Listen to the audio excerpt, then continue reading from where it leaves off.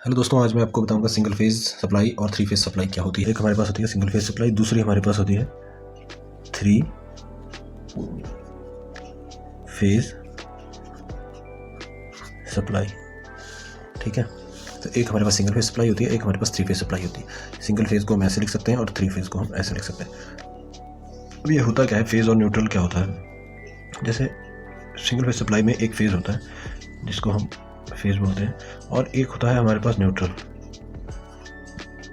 Phase का मतलब है कि ये हाई वोल्टेज पे है।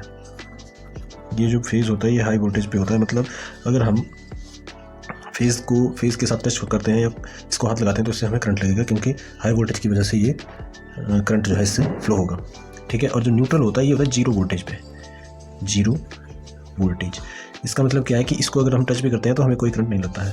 तो फेज़ और न्यूट्रल का मतलब क्या है कि फेज़ वो लाइन है जो हाई वोल्टेज पे है और न्यूट्रल वो लाइन है जो जीरो वोल्टेज पे है।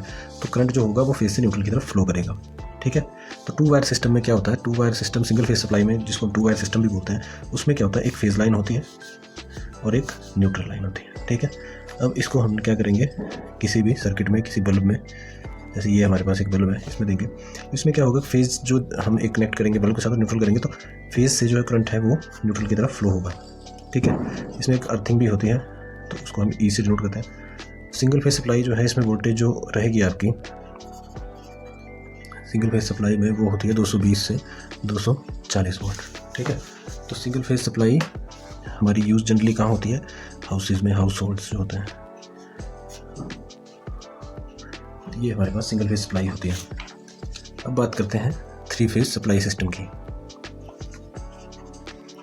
थ्री फेज सप्लाई सिस्टम में जैसे कि हमारे पास तीन फेज होंगे, आर वाई बी। इसको हम फेज 1 बोलेंगे, इसको हम फेज 2 बोलेंगे, इसको हम फेज 3 बोलेंगे। इनको R Y B red yellow blue से डिनोट किया जाता है। इसमें क्या होता है, इसमें ये थ्री फेज है, इसमें दो टाइप के सिस्टम होते हैं, थ्री फेज 3 वायर और थ्री फेज 4 वायर। ठीक है, जैसे ये थ्री फेज 3 वायर सिस्टम है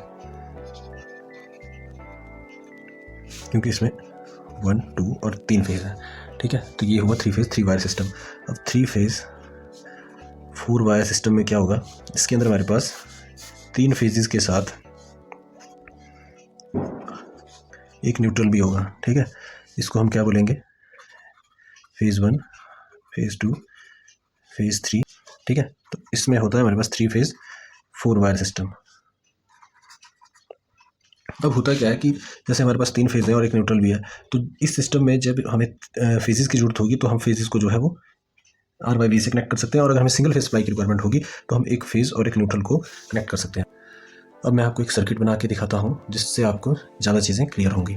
तो ये हमारे पास एक थ्री फेज लाइन है, इसको हम एच टी लाइन बोलेंगे, H T line, R Y और बी। एच टी लाइन इसको हम कंसिडर करते हैं 11 kV की लाइन। ठीक है, अब इस लाइन के आगे क्या होगा, ट्रांसफार्मर लगा होगा। ठीक है, ये ट्रांसफार्मर, इस ट्रांसफार्मर की कैपेसिटी मान लीजिए, ये ट्रांसफार्मर जो है 11 kV को 444 वोल्ट में स्टेप डाउन कर रहा है। तो अब इस ट्रांसफार्मर से जो आउटपुट निकलेगी, R phase, Y phase, B phase और न्यूट्रल। ठीक है, अब इससे हमने 3 फेज और एक न्यूट्रल हमें मिला।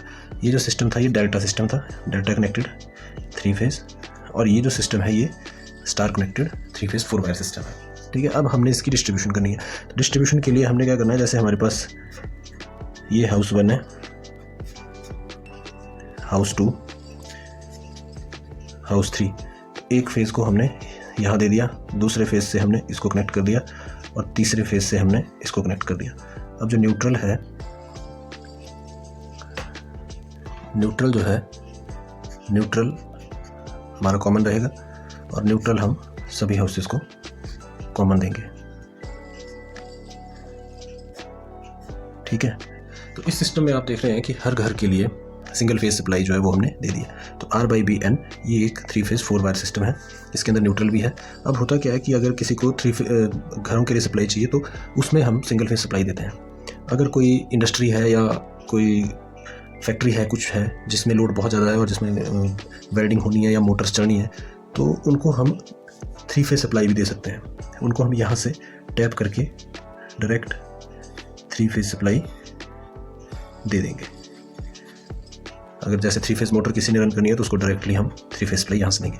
कुछ कंज्यूमर हमारे पास बड़े कंज्यूमर्स होते हैं, जैसे कोई बहुत बड़ा प्लांट होता है या कोई बड़ी फैक्ट्री होती है, वो क्या चाहते हैं कि उन्हें डायरेक्ट ही एसटी सप्लाई दे दी जाए, तो उनको हम डायरेक्ट एसटी सप्लाई दे देते हैं और वो क्या करते हैं, अपनी डिस्ट्रीब्यूशन लाइन खुद बनाते हैं। जैसे ये एचटी सप्लाई यहाँ से टैप करके भी हम दे सकते हैं। ठीक है, तो ये जो ये नेटवर्क होता है जिसके थ्रू डिस्ट्रीब्यूशन होती है सप्लाई की, इसको बोलते हैं डिस्ट्रीब्यूशन नेटवर्क। डिस्ट्रीब्यूशन नेटवर्क, क्योंकि इसके थ्रू सप्लाई जो है हमारी डिस्ट्रीब्यूट हो रही है। ठीक है, और ये ट्रांसमिशन नेटवर्क होता है, इसके थ्रू ट्रांसमिशन हो रही है, फीडर्स इनको कहा जाता है। तो ये हमारे पास एक सप्लाई सिस्टम है जो जनरली यूज़ किया जाता है।